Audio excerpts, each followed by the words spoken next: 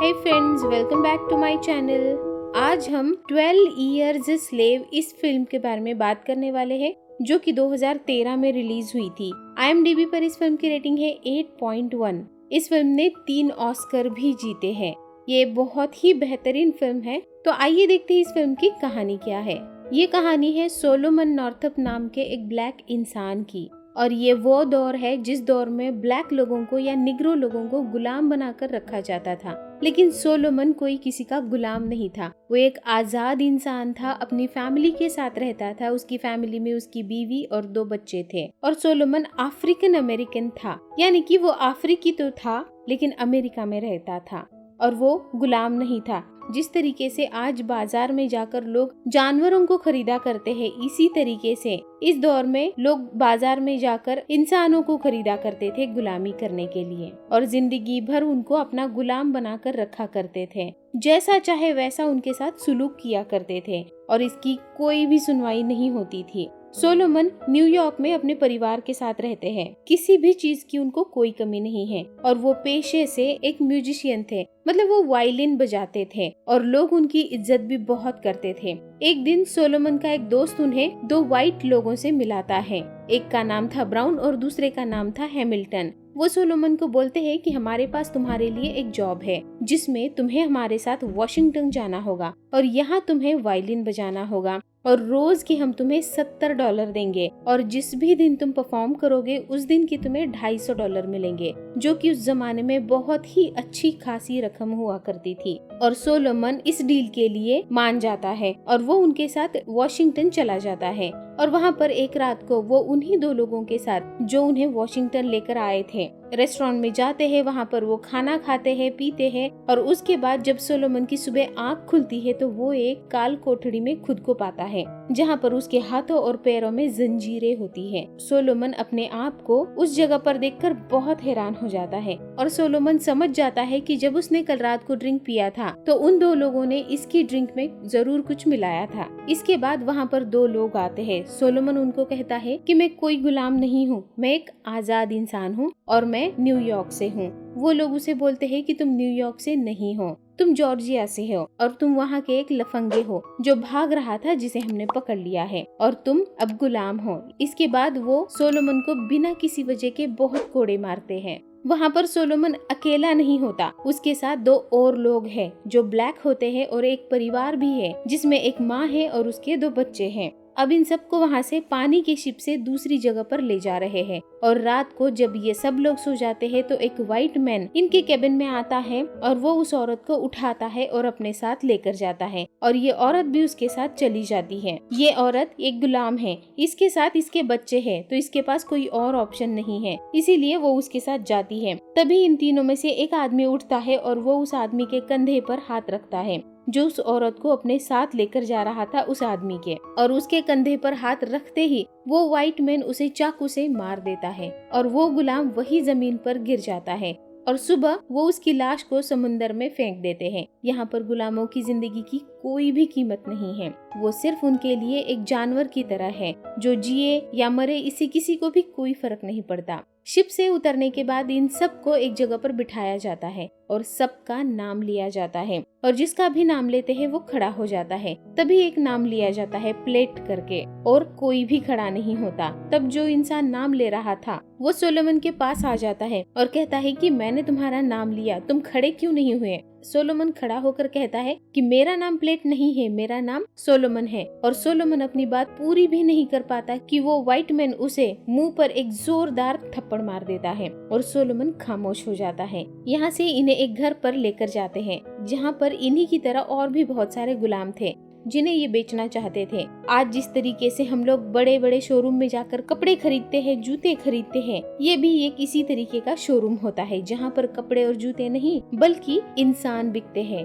वो इन सब के कपड़े उतार कर खड़ा कर देते हैं। आदमी औरत सब एक दूसरे के आमने सामने हैं, और तब इनकी बोलियां लगती है। प्लेट को और उसके साथ जो एक औरत होती है जिसके 2 बच्चे हैं, उन्हें एक आदमी खरीदना चाहता है और वो उन्हें $10,000 में खरीद लेता है। लेकिन वो औरत बहुत रोती है और कहती है कि मेरे साथ मेरे बच्चों को भी खरीद लो, मैं जिंदगी भर तुम्हारी एहसानमंद रहूंगी। और वो आदमी भी उसकी बेटी को भी खरीदना चाहता है क्योंकि वो बहुत छोटी है। लेकिन जो बेच रहा था वो आदमी नहीं चाहता था कि उस लड़की को बेचा जाए, ताकि वो अभी बहुत छोटी थी और उसे वो हर तरीके से बेचना चाहता था। ये वो दौर था जब इंसान सिर्फ एक चीज थी जिससे वो पैसा कमाना चाहता था, और इस तरीके से एक माँ को उसके 2 बच्चों से अलग कर दिया जाता है। वो बहुत रोती है, कई दिनों तक रोती है, लेकिन उसके आंसुओं की कोई कीमत नहीं है। लेकिन सोलोमन और इस लेडी को जो $10,000 में खरीदता है, ये एक अच्छा इंसान होता है। सोलोमन का अब नया नाम प्लेट है और उसे सोलोमन के नाम से कोई भी नहीं जानता,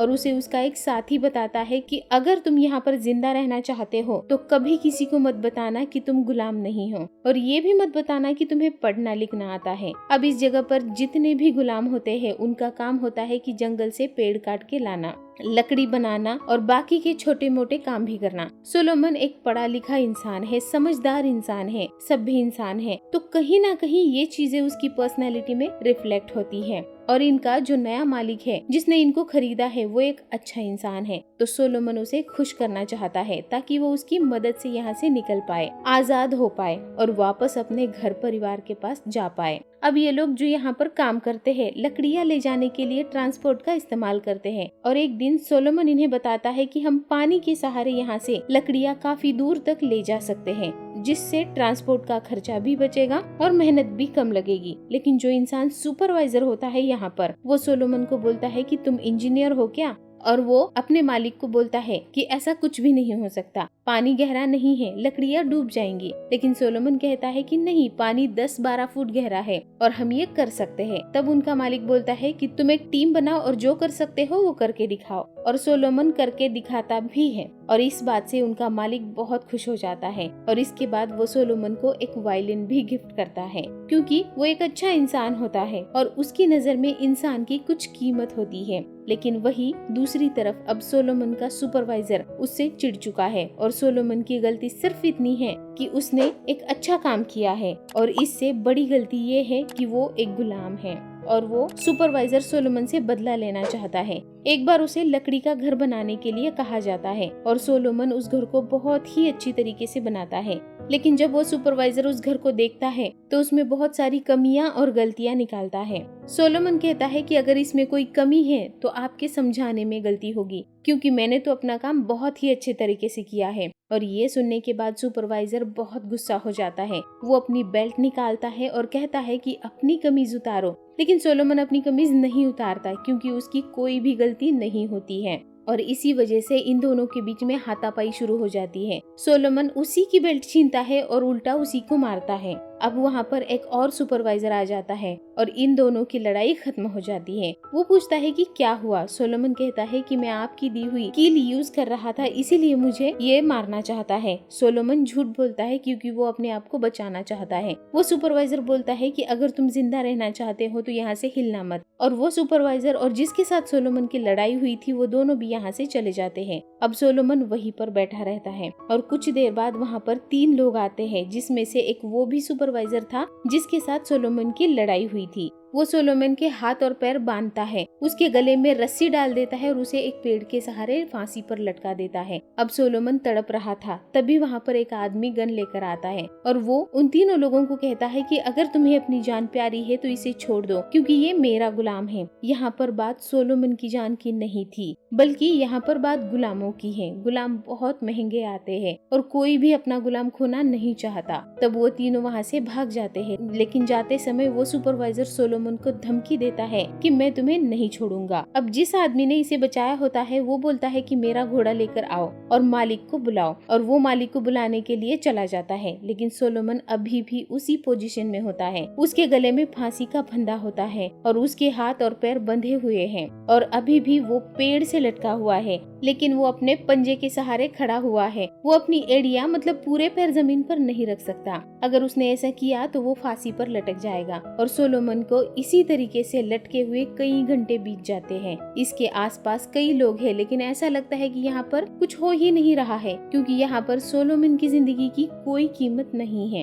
क्योंकि वो एक गुलाम है। पर कई घंटों बाद जब सोलोमन के मालिक वहाँ पर आता है तो वो जल्दी से रस्सी काट लेता है और उसे नीचे उतारता है, और इसके बाद वो उसे अपने घर ले जाता है। वो बोलता है कि ये सुपरवाइजर अब तुम्हें नहीं छोड़ेगा, वो तुम्हें मार देगा और मैं कुछ भी नहीं कर पाऊंगा, इसीलिए मैंने तुम्हें बेच दिया है। सोलोमन कहता है कि मैं यहाँ आने से पहले एक आजाद इंसान था, मुझे मेरे घर वापस भेज दो। उसका मालिक कहता है कि मैं तुम्हारी कोई मदद नहीं कर सकता, क्योंकि मेरे ऊपर भी कर्जा है और इसीलिए मैंने तुम्हें बेच दिया है और तुम सिर्फ वहीं पर सेफ रह सकते हो। और कहता है कि मैं तुम्हारी जान बचाने के अलावा तुम्हारे लिए कुछ भी नहीं कर सकता। और इसके बाद सोलोमन को नई जगह पर भेज दिया जाता है और यहाँ पर रुई का काम होता है। और यहाँ का जो मालिक होता है वो बहुत ही सख्त होता है। यहाँ पर रोज शाम को ये हिसाब लगाया जाता है कि किसने कितना किलो रुई निकाली है, और जो भी 100 किलो से कम रुई निकालता है उसे कोड़े लगाए जाते हैं। और यहाँ पर एक लड़की भी होती है जिसका नाम पेट्सी होता है। वो हमेशा हर रोज 250 किलो तक रुई निकालती है, जो कि अपने आप में बहुत ज्यादा होती है, और वो हर इंसान से लगभग डबल रुई निकाल रही होती है। और यहाँ का जो मालिक होता है वो पेट्सी के काम से बहुत खुश होता है और उसकी पेट्सी के प्रति बहुत गंदी नजर भी होती है। लेकिन गुलामों के लिए ये आम बात है, उनकी कोई इज्जत नहीं है, उन्हें उनके खरीदार जब चाहे जैसे चाहे इस्तेमाल कर सकते हैं। अब एक रात को सब गुलाम सो रहे होते हैं, तभी वहाँ पर एक आदमी आता है और कहता है कि चलो मालिक ने बुलाया है, और उन सबको मालिक के घर लेकर जाते हैं। और उनका मालिक बोलता है कि डांस करो। दरअसल ये भी इनके लिए आम बात होती है, मालिक जब चाहता है उन्हें बुला सकता है और उनसे जो चाहे वो करवा सकता है। यहाँ पर अभी कोई भी नाचना नहीं चाहता, क्योंकि सुबह आँख खुलने के बाद से लेकर रात तक सिर्फ काम करते हैं ये लोग, और जब थोड़ा आराम करने का टाइम आता है तो उसमें भी इनका मालिक इन्हें बुला लेता है और ऐसे कुछ काम करने के लिए कहता है। अब जब ये सब नाच रहे होते हैं तभी जिस आदमी ने इन्हें खरीदा है, जो इनका मालिक है, उसकी बीवी एक बोतल उठाती है और सीधा पेट्सी के मुंह पर मार देती है।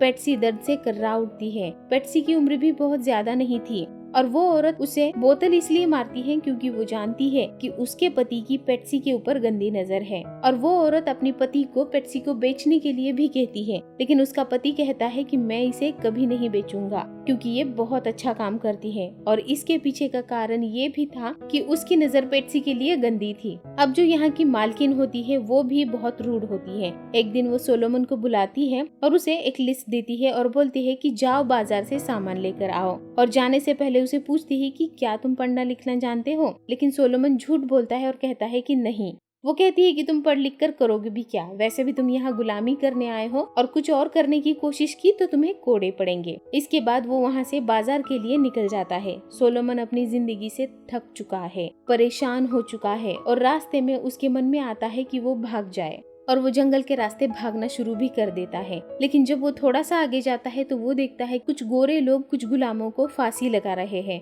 और वो इससे भी पूछते हैं कि तुम कहाँ जा रहे हो, किसके गुलाम हो। सोलोमन कहता है कि मैं बाजार जा रहा हूँ, मुझे मालिक ने बाजार भेजा है, मालिक ने कुछ लाने के लिए बताया है। और सोलोमन के गले में जो बिल्ला होता है वो देखकर ये लोग पहचान लेते हैं कि ये किसका गुलाम है। इस जमाने में हर एक गुलाम के गले में एक बिल्ला लटकाया जाता है। जिस तरीके से कुत्ते के गले में पट्टा होता है, ठीक उसी तरीके से गुलामों के गले में बिल्ला होता है।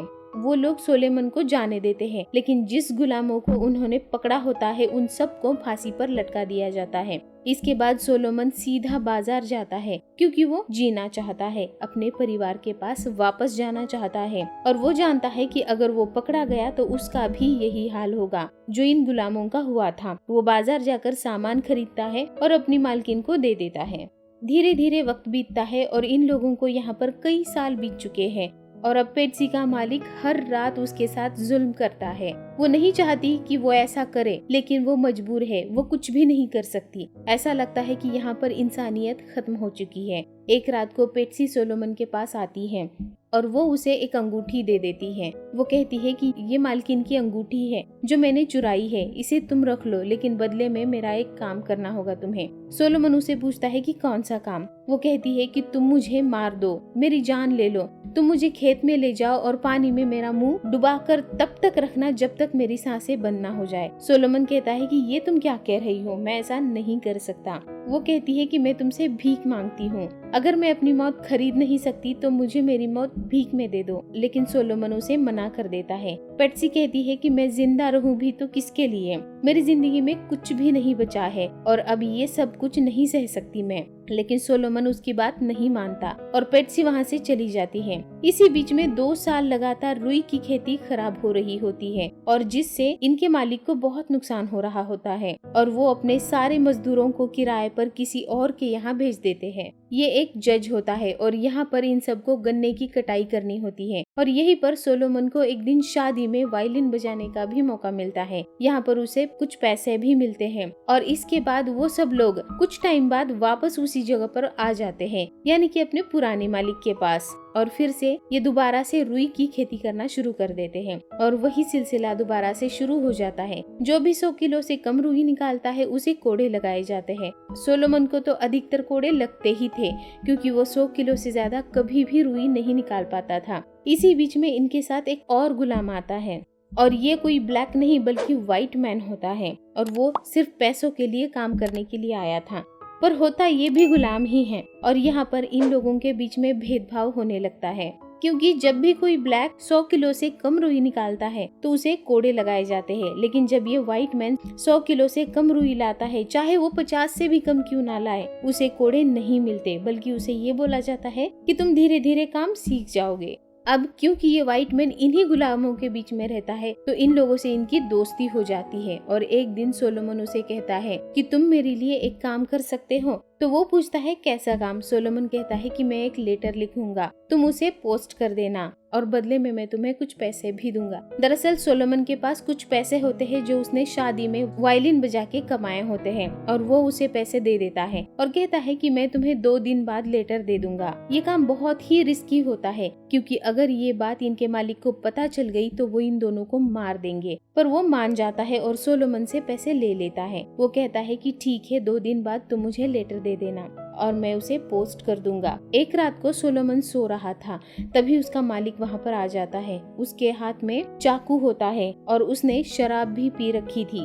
वो कहता है कि मैंने सुना है कि हमारे गुलामों में कोई पढ़ा लिखा गुलाम है। सोलोमन कहता है कि मालिक आप ये क्या कह रहे हो। वो कहता है कि तुमने उस व्हाइट गुलाम को लेटर देने की कोशिश की थी, तुम पढ़े लिखे हो। सोलोमन कहता है कि वो झूठ बोल रहा है, दरअसल वो यहाँ का सुपरवाइजर बनना चाहता है और इसीलिए उसने झूठी कहानी बनाई है और आपको सुनाई है ताकि आपके दिल में वो जगह बना सके। और इस तरीके से सोलोमन अपने मालिक को कन्विंस करने में सफल भी हो जाता है। उसका मालिक कहता है कि मैं उसे मार देता, लेकिन वो हम में से एक है, मतलब वो गोरा है, और वो वहाँ से चला जाता है। और उसके जाने के बाद सोलोमन ने जो बड़ी उम्मीदों के साथ अपने घर के लिए लेटर लिखा था वो उसे जला देता है और उस लेटर के साथ सोलोमन के सारे सपने, सारी उम्मीदें, सारी आशाएं भी जल जाती है क्योंकि अगर वो लेटर उसके घर पहुँच जाता तो हो सकता है कि सोलोमन को आजादी मिल जाती, क्योंकि सोलोमन एक गुलाम नहीं था बल्कि उसे धोखे से यहाँ पर भेजा गया था। और उसके बाद सोलोमन की वही पुरानी जिंदगी दोबारा से शुरू हो जाती है जहाँ उसे जलील किया जाता है और कोढ़े लगाए जाते हैं, जहाँ उसकी कोई भी इज्जत नहीं है और साथ ही सोलोमन का हर किसी पे से विश्वास भी अब उठ चुका है। ऐसे ही धीरे धीरे और वक्त गुजरता है और एक दिन पेट्सी कहीं चली जाती है और उनके मालिक को लगता है कि वो भाग गई। वो उसे चारों तरफ ढूंढना शुरू कर देते हैं, लेकिन पेट्सी उसे कहीं पर भी नहीं मिलती। लेकिन थोड़ी देर बाद वो वापस आ जाती है, लेकिन उसका मालिक बहुत ज्यादा गुस्से में होता है। वो उसे पूछता है कि तुम कहाँ पर गई थी, तो वो कहती है कि मैं खेत में गई थी, लेकिन उसकी बात पर उसे यकीन नहीं होता है और वो उसे मारने लगता है। तभी बीच में सोलोमन आ जाता है और तब पेट्सी सच बताती है कि मालिक मैं शावर के पास गई थी, मुझे यहाँ पर नहाने के लिए साबुन नहीं दिया जाता और मेरे पूरे शरीर से बदबू आ रही है। लेकिन अभी भी उसके मालिक का गुस्सा शांत नहीं होता। वो पेट्सी को एक पेड़ से बांध देता है और उसके कपड़े उतार देता है और सोलोमन से कहता है कि चाबुक मारो। सोलोमन उसे नहीं मारना चाहता है लेकिन वो मजबूर है और सोलोमन उसे धीरे धीरे चाबुक मारना शुरू करता है। है और ये देखने के बाद उसके मालिक को और भी ज्यादा गुस्सा आता है और वो गन निकालकर उसके सर पर रखता है और कहता है कि इसे इतना मारो कि इसके शरीर से खून निकलने लगे, नहीं तो मैं तुम सबको गोली से उड़ा दूंगा। और अब सोलोमन मजबूर होकर उसे चाबुक मारना शुरू कर देता है। पेट्सी की पूरी पीठ लहूलुहान हो जाती है, लेकिन उसके मालिक का इससे भी दिल नहीं भरता। वो उससे चाबुक छीनता है और उसे इतने कोड़े मारता है कि पेट्सी की पूरी पीठ लहूलुहान हो जाती है और वो बेहोश होकर वहीं पर गिर जाती है। इस बात से सोलोमन का दिल पूरी तरीके से टूट जाता है और वो दर्द से, जिंदगी से मायूस होकर अपना वायलिन भी तोड़ देता है, जो उसकी जिंदगी की सबसे अजीज चीज थी, उसके टुकड़े टुकड़े कर देता है। और अब इन्हीं दिनों यहाँ पर एक और आदमी आ जाता है। वो यहाँ पर मजदूरी करने के लिए आया है, लेकिन वो गुलाम नहीं होता क्योंकि वो व्हाइट स्किन का है। वो सिर्फ पैसों के लिए काम कर रहा था। इसका नाम होता है बस और ये बहुत अच्छा इंसान होता है। एक दिन ये बाकी गुलामों के साथ मिलकर धूप में काम कर रहा होता है और तभी उनका मालिक आता है और कहता है कि थोड़ी सी ड्रिंक पी लो, तुम्हें अच्छा लगेगा। लेकिन बस मना कर देता है और कहता है कि तुम्हें मेरा पसीना, मेरी थकान तो दिख रही है, लेकिन इन गुलामों का पसीना, इनकी थकान तुम्हें नहीं दिख रही है, जो तुम्हारे लिए कई सालों से काम कर रहे हैं। मालिक कहता है कि ये मेरे गुलाम हैं। बस कहता है कि सोचो अगर कल वक्त बदल जाए तो, और तुम किसी के गुलाम बन जाओ तो कैसा होगा। मालिक कहता है कि ऐसा कभी नहीं होगा। बस कहता है कि मैं सिर्फ सोचने के लिए कह रहा हूँ। सोलोमन ये सब देख रहा था और वो समझ जाता है कि बस एक अच्छा इंसान है। अब एक दिन काम करते हुए बस सोलोमन से पूछता है कि क्या तुम कुछ कहना चाहते हो, बताओ अगर तुम्हारे दिल में कुछ है तो। लेकिन सोलोमन ने पहले ही एक व्हाइट मैन से धोखा खा लिया था, इसीलिए वो शुरू में हिचकिचाता है, लेकिन बाद में वो उसे सब कुछ बता देता है। वो कहता है कि मैं गुलाम नहीं था और मैं एक आजाद इंसान था, मुझे धोखे से यहाँ पर भेज दिया गया था। अगर तुम मेरे घर तक ये इन्फॉर्मेशन पहुँचा दो तो शायद मैं आजाद हो जाऊंगा। बस बोलता है कि जो तुम मांग रहे हो उसमें बहुत ज्यादा खतरा है, ना सिर्फ तुम्हारी जान को बल्कि मेरी जान को भी। लेकिन मैं खत लिखूंगा, लेकिन मेरे खत लिखने से तुम्हें अगर आजादी मिल जाती है तो मैं ये हंसी खुशी कर लूंगा तुम्हारे लिए। और कुछ महीनों बाद बस वहाँ पर काम करने के बाद चला जाता है वहाँ से। एक दिन सोलोमन अपने सारे साथियों के साथ खेत में काम कर रहा था, तभी वहाँ पर एक घोड़ा गाड़ी आकर रुक जाती है। उसमें से दो आदमी बाहर निकलते हैं, एक पुलिस वाला था और एक और आदमी निकलता है। पुलिस वाला उतरता है और जो खेत में लोग काम कर रहे होते हैं उन सब के पास जाकर पूछता है कि यहाँ पर प्लेट कौन है, और वो पुलिस वाला उसे उस आदमी को दिखाता है जो घोड़ा गाड़ी के सामने खड़ा होता है। वो उसे पूछता है कि क्या तुम उसे जानते हो, और जब उसे ध्यान से सोलोमन देखता है तो वो बोलता है कि मिस्टर पार्कर वो इंसान थे जिसकी दुकान से सोलोमन और उसका परिवार न्यूयॉर्क में सामान खरीदा करते थे। पुलिस वाला उससे पूछता है क्या तुम्हारा प्लेट के अलावा भी कोई और नाम है, तो सोलोमन कहता है कि मेरा नाम प्लेट नहीं है, मेरा नाम सोलोमन नॉर्थअप है। इसके बाद पुलिस वाला उससे कुछ और भी बहुत सारे सवाल पूछता है और वो हर एक सवाल का सही जवाब देता है। तब पुलिस को यकीन हो जाता है कि ये सोलोमन है जिसे धोखे से गुलाम बना दिया गया है। और अब वो मिस्टर पार्कर के पास जाता है और उनके गले लगकर बहुत रोता है। उसका मालिक भी वहाँ पर होता है और वो सोलोमन को रोकने की कोशिश भी करता है, लेकिन मिस्टर पार्कर बोलते हैं कि अगर तुमने इसे रोकने की कोशिश की तो मैं तुम्हें कोर्ट में बर्बाद कर दूंगा। और जब फाइनली सोलोमन वहाँ से जा रहा होता है तो पीछे से पेट्सी उसे आवाज लगाती है और वो रुक जाता है। वो जाकर पेट्सी के गले लग जाता है और वो दोनों बहुत रोते हैं क्योंकि आज सोलोमन आजाद हो रहा है और वो दोनों जानते हैं कि अब वो दोनों एक दूसरे से कभी नहीं मिल पाएंगे। सोलोमन को तो आजादी मिल गई थी, लेकिन पेट्सी का जीवन अभी भी उसी गंदे माहौल में जहाँ उसे दिन भर काम करवाया जाता था, उसे कोड़े लगवाए जाते थे और रात को उसके ऊपर अत्याचार भी किया जाता था। ऐसे माहौल में पेट्सी को पूरी जिंदगी रहना था।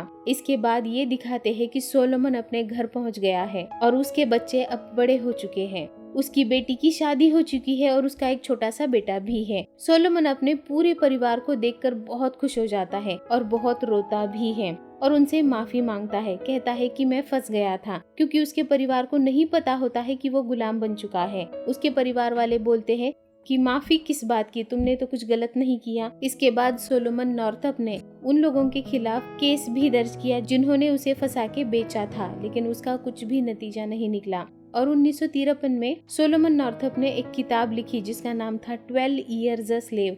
इस किताब के छपने के बाद वो सुर्खियों में आ गए और उन्होंने गुलाम प्रथा के खिलाफ आवाज भी उठाई।